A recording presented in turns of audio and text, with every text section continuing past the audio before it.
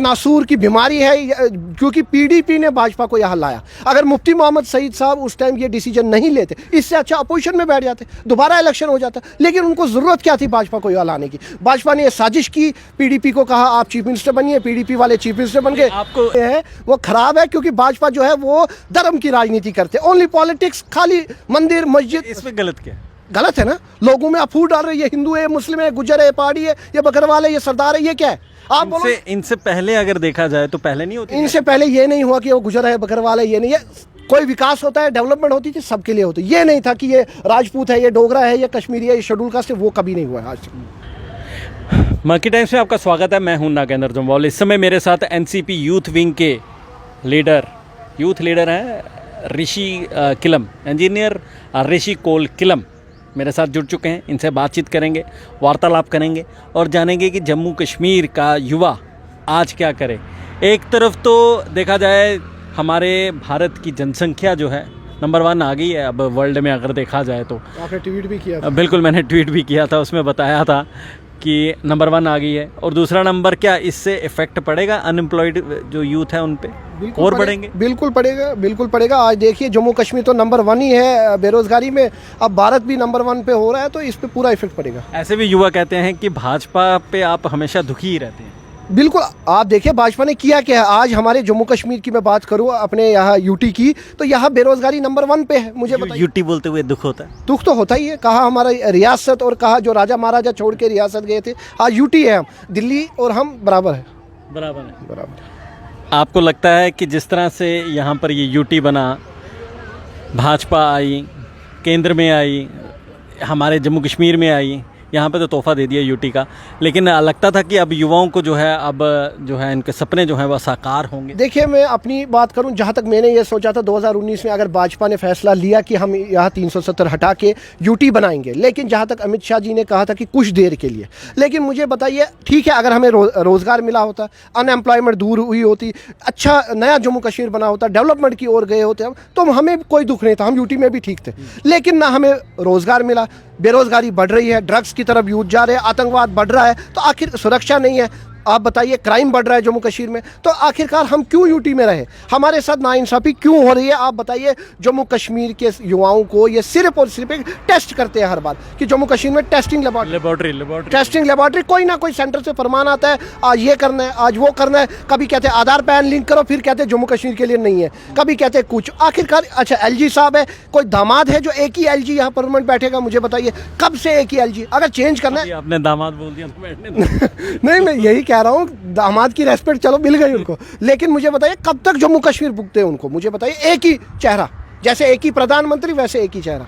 नहीं, प्रधानमंत्री को तो जो है वो लोग चुन के लाते हैं ना। नहीं, देखिए, लोग भी अब दुखी है। लोगों ने मैंडेट दिया, इसमें नो डाउट, लोगों ने मैंडेट दिया नरेंद्र मोदी जी को, क्योंकि नरेंद्र मोदी ने उनसे प्रोमिस किए थे। नरेंद्र मोदी ने कुठवा आके प्रोमिस किए थे, कश्मीर जाके प्रोमिस किए थे। डोगरों का दर्द है, मुझे कश्मीरी पंडितों का दर्द है। कौन सा दर्द? आज कश्मीरी पंडित पीएम एम्प्लॉयज यहाँ 3-3, 6-6 महीने से सड़कों पे थे, माताएं बहनें, कहाँ गए वो? मुझे बताइए, कौन सी उनकी जो प्रॉब्लम थी वो सॉल्व हुई? आज जगती कैंप में आप चले जाइए, आज कहीं भी आप देखिए कश्मीरी पंडित सफ़र कर रहा है, कहीं भी आप देखिए जम्मू का डोगरा सफ़र कर रहा है। महाराजा हरि सिंह की छुट्टी तक घोषित नहीं कर पाए, वो तो राजपूत सभा का धन्यवाद है और सिविल सोसाइटी मेंबर्स का, जिन्होंने उस पर जी जान करके वो छुट्टी ले ली। मुझे एक चीज़ बताएं, कश्मीरी पंडितों की बात की आपने, दर्द उनका पूरी दुनिया जो है वो जानती है, लेकिन आज की डेट में अगर बात करें, कश्मीर में जाते हैं लेकिन अभी भी कश्मीरी पंडित वहाँ पे डरा हुआ रहता है, क्या कारण? मुझे एक जगह मजबूरी है, जब कश्मीरी पंडित है, बिल्कुल, जब कश्मीरी पंडित के पास रोजगार है नहीं, जब वो 1990 से आज के डेट तक सफ़र कर रहा है, घर की हालत देख रहा है, माताएं बहनें की हालत देख रहा है, शादी करनी है, बच्चों की पढ़ाई करनी है, बहुत कुछ करना है, वो कहाँ से करेगा? मुझे बताइए, आज के दौर में पढ़ाई कैसे पूरी करेगा वो? बच्चों की इंजीनियरिंग के लिए, डॉक्टरी के लिए कैसे पूरी करेगा? गवर्नमेंट दे क्या रही है? मुझे बताइए, 3,3200 रुपये हर पर मंथ एक कश्मीरी पंडित को मिल रहा है, उस पर वो क्या गुजारा करेगा? आखिरकार आप ही बताइए। गवर्नमेंट नरेंद्र मोदी जी जब से आए, कैश रिलीफ तक नहीं बढ़ा। मुझे बताइए, जो रेंट पे कश्मीरी पंडित रह रहे हैं उनके लिए इनने क्या किया? उनको क्वार्टर अलॉट नहीं है। जब पीएम पैकेज एम्प्लॉय ने कहा यहाँ पे कि भाई हमें कुछ देर के लिए जम्मू में शरण दो, क्योंकि हमें कश्मीर में टारगेट किलिंग हो रही है, कश्मीरी पंडित मारे जा रहे हैं, तो पिक एंड चूज़ करके तो हमें कुछ देर के लिए 6 महीने, 1 साल, 2 साल यहाँ रखो। लेकिन टस से मस नहीं हुई भाजपा सरकार। सिर्फ और सिर्फ स्लोगन, सिर्फ और सिर्फ झूठ कि बेटी बचाओ बेटी पढ़ाओ। कौन सा अत्याचार, वहाँ किलिंग हो रही है। आज कश्मीरी पंडित कश्मीर में अगर आज एक और किलिंग होती है तो मुझे बताइए कौन उस पर रिस्पॉन्सिबल है? कोई भी नहीं। किलम जी, मुझे एक चीज़ ये बताएं, आप ये भी इस चीज़ के लिए भी जाने जाते हैं कि पीडीपी और एनसी जिन्हें चलाने वाले डॉक्टर फारूक अब्दुल्ला और महबूबा मुफ्ती, इनके बारे में भी आप काफ़ी भला बुरा कहते हैं, लेकिन कई तस्वीरें ऐसी आती हैं जिसमें आप उनके साथ बैठे होते हैं, उनके साथ चाय पी रहे होते हैं, हंसी मजाक जो है वो चल रहे होते हैं। ये क्या मतलब कि दोगलापन? नहीं, दोगलापन नहीं। मैं यहाँ पे क्लियर करूँ, कभी कोई मीटिंग होती है, कभी कोई ऑल पार्टी मीटिंग होती है, कभी कोई होता है तो उसमें नेचुरली बुलाते हैं तो जाना पड़ता है, क्योंकि उनकी भी सुनने हैं हमें। जब एक रीजनल पार्टीज़, नेशनल पार्टीज साथ में जाते हैं, सोशल एक्टिविस्ट जाते हैं, बड़े सारे जम्मू में ऐसे भी सोशल एक्टिविस्ट हैं जो जाते हैं। चौधरी लाल सिंह जी जाते हैं। मुझे बताइए, एक आपकी तस्वीर जो है वो वायरल हुई थी जिसमें ये दिखाया गया था कि आप महबूबा मुफ्ती के पार्टी ऑफिस में गए हैं, उन्हें गुलदस्ता दे रहे हैं। बिल्कुल है, क्योंकि वो उनकी तरफ से भी सुनने में आया था कि आप पार्टी ज्वाइन कर रहे हैं। नहीं, पीडीपी तो सवाल ही नहीं है। जिसने इस जम्मू कश्मीर को तबाह किया, जिस भाजपा ने इस जम्मू कश्मीर को तबाह किया, पीडीपी के साथ मिलकर मैं उधर ज्वाइन करूं, उससे अच्छा है राजनीति से संन्यास लेना और घर जाके बैठना। अगर आज़ाद साहब की बात करेंगे, गुलाम नबी आज़ाद साहब की भूतपूर्व मुख्यमंत्री रह चुके हैं हमारे, आप उनकी पार्टी में भी किए? नहीं, मैं पार्टी में नहीं गया। मैंने अपनी जो एनसीपी पार्टी है उनने समर्थन किया था उनको कि हम आज़ाद साहब की जो विचारधारा है, आपने क्लियर कर दी है। हाँ, आज़ाद साहब की विचारधारा को हम समर्थन करते हैं। मैं आज भी करता हूँ, क्योंकि आज़ाद साहब जो है वो क्लियर हार्टेड पर्सन है। उनके मुँह जो दिल में है वही मुँह पे है। वो ये 2008 उन्हीं की वजह से हुआ था? नहीं, आप मुझे एक चीज़ बताइए, मुफ्ती मोहम्मद सईद साहब ने उनके साथ गलत किया अपनी पावर में रह के। बाद में जब आज़ाद साहब की टर्न आई तो उनने गलत, लेकिन आज़ाद साहब ने जितनी देर वो जम्मू कश्मीर है डेवलपमेंट की बात की, इसमें कोई शक नहीं है। आपका कहने का मतलब कि मैं जो पीडीपी है जिसके साथ जुड़ी उन्हीं को पीठ पे पीडीपी एक नासूर की बीमारी है, क्योंकि पीडीपी ने भाजपा को यहाँ लाया। अगर मुफ्ती मोहम्मद सईद साहब उस टाइम ये डिसीजन नहीं लेते, इससे अच्छा अपोजिशन में बैठ जाते, दोबारा इलेक्शन हो जाता। लेकिन उनको ज़रूरत क्या थी भाजपा को यहाँ लाने की? भाजपा ने ये साजिश की, पीडीपी को कहा आप चीफ मिनिस्टर बनिए, पीडीपी वाले चीफ मिनिस्टर बन गए। आपको एक चीज़ मुझे ये बताएं, आपको लगता है कि जम्मू कश्मीर के जो राजनेता भाजपा के हैं वो इतने साजिश करता है? देखिए, उनका तो दिमाग है नहीं, लेकिन जो सेंटर से उनको आता है कि आप ऐसा करो। आज भी अगर भाजपा के लीडर्स दिल्ली जाते हैं, उनकी कोई सुनवाई मतलब कि ब्रेनलेस बना दिए। ब्रेनलेस तो है ही, भाजपा के लीडर ब्रेनलेस है, उसमें कोई शक नहीं है, क्योंकि ब्रेनलेस नहीं होते तो वो कुछ भी स्टेटमेंट देते। ब्रेनलेस है, उसमें कोई शक नहीं है, क्योंकि ब्रेनलेस नहीं होते तो वो कुछ भी स्टेटमेंट देते। आपके बड़े भाई हैं रविंदर रैना जी। नहीं, उनकी तो इज्जत करते हैं। देखिए, पॉलिटिक्स अपनी जगह है, पर्सनल रिलेशन अपनी जगह है। आपके साथ पर्सनल रिलेशन अपनी जगह है। एज ए मीडिया आप कुछ भी सवाल कर सकते हैं, आपका हक बनता है। जहाँ पे मैं गलत हूँ, आपका हक बनता है मुझे टोकना और मुझे बोलना। आपने रविंदर रैना जी को जो है ब्रेनलेस बना दिया? नहीं, देखिए ऐसा नहीं है। भाजपा की जो विचारधारा है, भाजपा का जो डीएनए है वो खराब है। भाजपा का जो डीएनए है वो खराब है, क्योंकि भाजपा जो है वो धर्म की राजनीति करते हैं। ओनली पॉलिटिक्स, खाली मंदिर मस्जिद। इसमें गलत क्या? गलत है ना, लोगों में आप फूट डाल रहे हैं, ये हिंदू है, मुस्लिम है, गुजर है, पहाड़ी है, ये बकरवाल है, ये सरदार है, ये क्या है?